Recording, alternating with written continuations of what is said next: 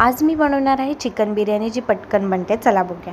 त्यासाठी मी chicken wash करून घेतले. एका टोपामध्ये तेल ठेवायचं आहे, कांदा टाकायचा, आपल्याला ही आळणी बनवायची आणि वरून थोडेसे टोमॅटो टाकायचे. आता ह्याला चांगलं मिक्स करून घ्यायचं आहे. दुसऱ्या टोपामध्ये तेल टाकायचं, चॉप केलेला कांदा, टोमॅटो आणि थोडीशी तेजपत्ता टाकलेला आहे. आता ह्याला मस्त मिक्स करून घ्यायचं. आपल्याला साईडला वाटण करायचं. ओलं खोबरं, कोथिंबीर, मिरची, कढीपत्ता, अद्रक आणि लसूण ह्याचं चांगलं वाटण करून घ्यायचं. तुम्ही बघू शकता. आता साईडला आपला जो कांदा आणि टोमॅटो होता तो चांगला मेल्ट झालेला आहे. आता आपण याच्यामध्ये वाटण टाकणार आहोत. मस्त मिक्स करून घ्यायचं आहे. आता याच्यामध्ये थोडेसे मसाले टाकणार आहोत. तर इथे मी थोडा गरम मसाला, चिकन मसाला आणि इथे मी थोडासा धने जिरे पावडर टाकलेलं आहे आणि थोडी लाल मिरची पावडर. आता ह्याला सगळं मिक्स करून घ्यायचं आहे चांगला.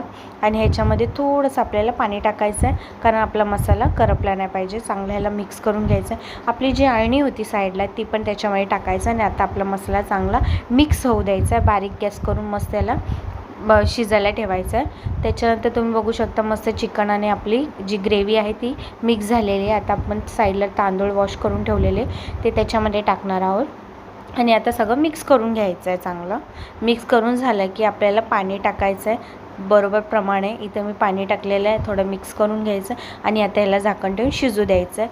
तासामध्ये मी चेक केलं तर भात मस्त आपला मोकळा आणि रेडी झालेला आहे. खूप टेस्टी तुम्ही बघू शकता आणि खूप मस्त लागतो. आता हा मस्त आपला भात रेडी. आता आपण काढून घेणार आहोत. तुम्हाला जर आवडलं असेल तर नक्की ट्राय करा आणि माझ्या चॅनलला सबस्क्राईब करा. Thank you so much.